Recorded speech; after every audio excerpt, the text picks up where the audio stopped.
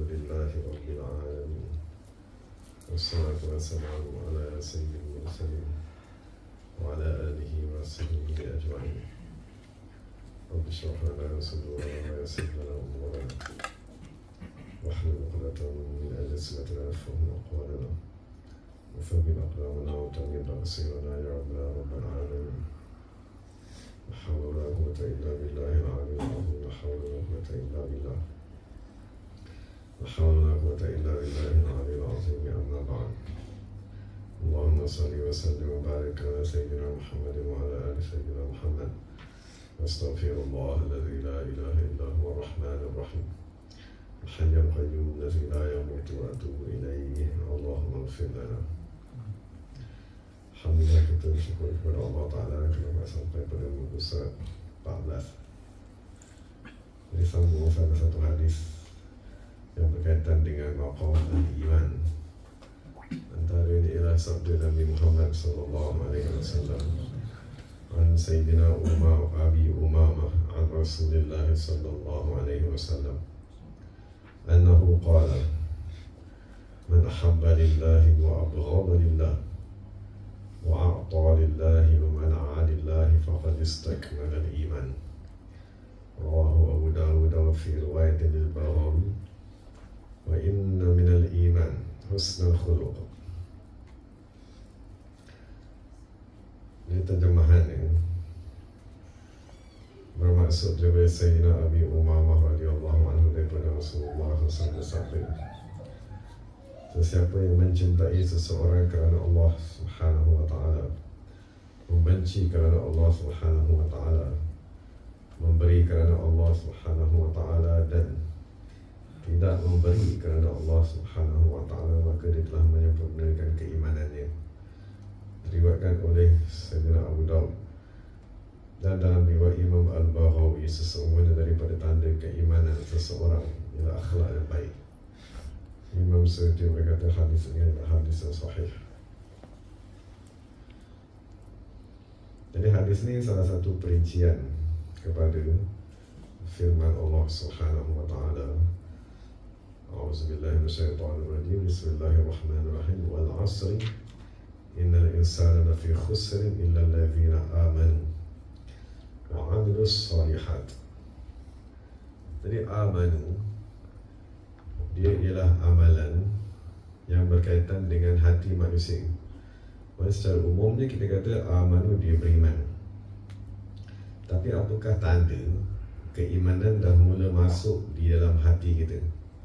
Tanda ni ialah dia akan keluar dua sifat yang pertama ni, ahabba lillah wa abghada lillah. Kerana kecintaan dan kebencian, kedua-dua tu ialah a'malul qulub, perbuatan-perbuatan hati manusia. Jadi apabila kita dah mula berzikir, dia mesti datang kecintaan kepada orang yang dicintai oleh Allah Subhanahu wa Ta'ala. Maksudnya dia mesti datang kecintaan kepada amalan yang dicintai oleh Allah Subhanahu wa Ta'ala. Mesti datang kecintaan kepada tempat yang Allah Subhanahu wa Ta'ala suka. Itu mula-mula sekali akan berlaku. Lepas itu selepas datang kecintaan tersebut, cinta kepada sahabat-sahabat, cinta kepada majlis zikir, cinta kepada berhimpun bersama-sama ahli, dan cinta kepada duduk bersama mereka, makan bersama mereka. Lepas itu dia akan datang sifat yang kedua, wa abghada lillah. Akan datang kebencian juga semata-mata kerana Allah. So dalam Fatihah kita baca setiap hari al-maghdubi alaihim. Salah satu kumpulan manusia ialah yang dimurkai Allah. Dan apabila ada kumpulan manusia yang Allah murkai, tiba-tiba kita sayang ataupun cinta kepada orang tersebut, maka iman kita masih belum sempurna. Jadi pertama sekali kita nak kena kenal siapakah orang yang dimurkai di sisi Allah. Apakah amalan yang dimurkai di sisi Allah? Apakah tempat yang Allah Subhanahu wa Ta'ala murkai? Apakah waktu dan masa yang tidak sepatutnya kita dari meninggalkan ibadat dan seumpamanya. Jadi dua sifat ni dia ialah sifat yang berlawanan dan dia mesti bergabung, kecintaan dan kebencian. Cuma sebelum ni kecintaan tu kerana dunia, cinta orang kerana harta dia, cinta orang kerana kecantikan dia, cinta orang kerana kemasyhuran, dan benci pun kerana nafsu. Benci kerana orang tak menunaikan hak kita, ataupun orang tu yang menzalimi kita, ataupun orang tu yang menyakiti kita. Tapi sekarang apabila kita dah mula berzikir, sifat tu dah mula berubah.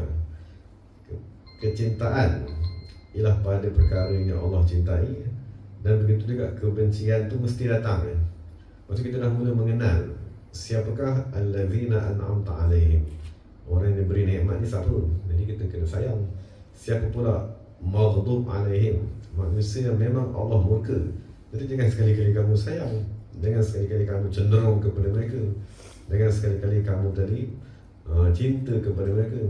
Dan kemudian kumpulan yang ketiga, ad-dhalin, orang yang tak ada panduan, orang yang tak ada bimbingan. Jadi orang yang tak ada bimbingan ni jangan kamu benci. Sebab dia tadi jahil, dia tak ada panduan, kamu kena benci, maghdub alaihim. Adapun orang yang dhalin ni, kamu kena belas kasihan, kamu kena dakwah dia, kamu kena doakan kepada dia. Jadi itu dua sifat kemuncak yang mesti ada apabila kita tadi dikurniakan dengan nur keimanan. Maksud keimanan tadi ialah nur yang datang apabila kita mula berzikir, dan sifat yang mesti ada.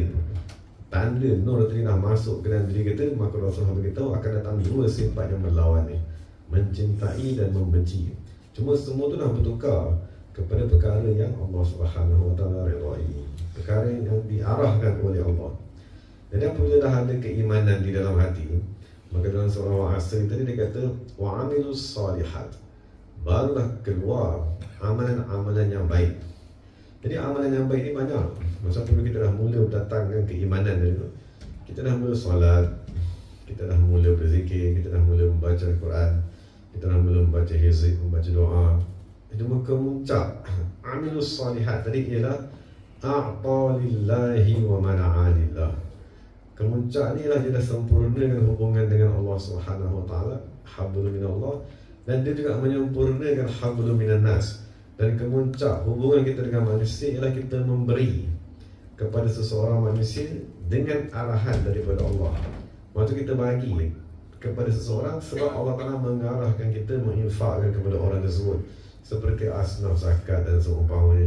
Dan kita menghalang kerana Allah Subhanahu Wa Taala menghalang kamu memberikan harta kamu kepada tempat-tempat tersebut, kan, tempat yang mensyirikkan Allah Subhanahu Wa Taala. Kenapa kamu beri duit kamu, kan, tempat manusia membuat maksiat, tempat perjudian, tempat arak, tempat yang tak melanggar arahan Allah, atau segala aktiviti, pergerakan, pertumbuhan yang merosakkan agama Allah Subhanahu Wa Taala, maka kamu kena mana'ah, kamu kena halang pemberian kepada tempat-tempat tersebut. Tapi kesemua ni dia ialah sifat-sifat berlawan yang sekiranya tiada ilham, maka seseorang tadi tak boleh, dia tak boleh nak beza mana orang yang aku kena cinta, mana orang yang aku kena benci, mana tempat yang aku nak kena bagi, mana tempat yang aku nak kena halang. Jadi kesemua empat sifat ni dia adalah tanda keimanan, dan seseorang tadi sempurna keimanannya apabila dia tadi telah dikurniakan dengan ilham. Maksud Allah Ta'ala menyatakan dalam Al-Quran, fa'alhamaha fujuraha, Allah mengilhamkan kepada diri manusia tadi fujuraha, perkara yang jahat, wa taqwaha, dan perkara yang baik. Jadi dia dah mula boleh beza. Jadi apabila dia dah boleh beza tadi, dia tak adalah tertarik tanpa sebab kepada sesuatu perkara, dan dia dapat rasa oh kalau benda ni tak betul, secara automatik batin dia tak boleh menerima benda tersebut. Itu salah satu cara Allah memelihara kita. Jadi tak adalah semua benda, walaupun maksiat kita tertarik, kan, benda yang merosakkan kita pun kita tertarik. Dia tak boleh beza. Jadi sangat penting nur keimanan tadi supaya kita boleh membezakan. Apabila kita dah boleh membezakan, maka akan keluar sifat-sifat seperti yang Rasulullah nyatakan tadi. Kemuncak ni ialah hubungan dengan manusia tadi, mencintai dan membenci. Maksudnya apabila dibincang hubungan dengan manusia, kita kena maklum hubungan dengan Allah tadi dah sempurna. Sebab tu dibincang hubungan manusia tadi, dan memberi dan menghalang semata-mata kerana Allah, maka Rasulullah memberitahu faqad istakmala iman, maka sesungguhnya orang tadi telah menyempurnakan keimanannya. Jadi moga-moga kita menilai diri kita. Tujuan kita baca, kita tengok diri kita, adakah kita tadi mencintai seseorang ni kerana adik-beradik ke, cinta kerana kawan ke, cinta kerana orang ni dulu tolong aku ke, atau cinta kerana orang ni apa sajalah sebab-sebab yang bukan selain kerana Allah. Nah, sekarang ni nak ajar kamu cinta ni kerana dia ni dicintai Allah ke tidak. Sekali dia ni dicintai oleh Allah, kenapa pula kamu tak cinta kepada dia? Kita dah maklum imam-imam yang agung seperti Imam Ghazali ialah manusia yang amat dicintai di sisi Allah. Kenapa kita tak cinta kepada dia? Kita dah maklum kan, wali-wali Allah adalah kekasih-kekasih Allah. Jadi kenapa kita tak cinta kepada mereka? Dan begitu juga amalan yang paling disukai di sisi Allah Subhanahu wa taala ialah berzikir. Jadi ditanya kepada Rasulullah, apakah amalan yang paling dicintai di sisi Allah? Maka Rasul kata berzikir adalah amalan yang paling dicintai. Jadi kalau itu perkara Allah suka, kamu suka tak benda tadi? Jadi tujuan kita baca ni untuk kita nilai diri kita. Boleh tak, ada tak sifat-sifat daripada diri kita? Kalau ada, maka Rasulullah kata faqad istakmalal iman, telah sempurnalah keimanan orang tersebut. Dan empat sifat yang Rasulullah bagi tahu itu dalam hadis yang lain dikatakan bahawa inna minal imani husnul khuluq. Maksudnya antara sudut baiknya akhlak seseorang manusia tadi apabila dia bersifat dengan empat tadi. Maksud mencintai seseorang kerana Allah, membenci sesuatu perkara ataupun individu kerana Allah, memberi semata-mata kerana Allah dan tidak memberi juga kerana Allah Subhanahu wa taala. Jadi husnul khuluq itu amat luas. Akhlak yang baik tidak amat luas. Akhlak dengan Allah, kan, akhlak dengan manusia, akhlak dengan makhluk, akhlak dengan binatang. Tapi ini dibincang empat perkara yang menjadi asas kepada akhlak yang baik. Jadi kalau kita dah ada empat ni, maka asas rukun akhlak yang baik itu dah ada pada kita. Jadi kita akan belajar lagi, tambah lagi akhlak-akhlak cabang yang kecil-kecil lagi, tambah kepada empat perkara yang dinyatakan oleh Rasulullah SAW. Jadi dalam riwayat yang lain ada satu tambahan, dia kata wa ankaha lillah, menikahkan semata-mata kerana Allah. Maksud kita ni ibu bapa, dan mungkin kita ada anak perempuan, dan satu masa kita akan menikahkan anak perempuan tersebut. Jadi Rasulullah kata salah satu tanda keimanan seseorang ialah apabila dia menikahkan anaknya semata-mata kerana Allah. Bukan sebab lelaki ni banyak harta, lelaki ni ada nasab, lelaki ni kerjanya bagus, kerana lelaki ni tampan atau seumpama ni, bukan itu sebabnya. Sebab ni kerana dia ni datang seorang yang beriman, seorang yang dekat dengan Allah, seorang yang ada nur keimanan, maka kita terima dia sebagai suami kepada anak perempuan kita. Jadi itu adalah tanda yang kelima yang Rasulullah nak ada dalam hadis yang lain. Jadi setakat itu saja dulu. Moga-moga Allah Ta'ala memberi kemanfaatan kepada kita, dan moga-moga kita boleh menilai diri kita. Jadi segala yang baik daripada Allah Subhanahu wa taala, segala salah silap daripada diri saya sendiri. Wa aqulu qawli hadza wa astaghfirullahaladzim li wa lakum wa lisa'iril muslimin. Bismillahirrahmanirrahim. Rabbana hab lana min azwajina wa dhurriyyatina qurrata a'yun waj'alna lil muttaqina imama. Rabbana atina fid dunya hasanah wa fil akhirati hasanah wa qina adzabannar. Rabbana atina fid dunya hasanah wa fil akhirati hasanah wa qina adzabannar. Sallallahu alaihi wa sallam Muhammadin walhamdulillahi rabbil alamin. Qala Allah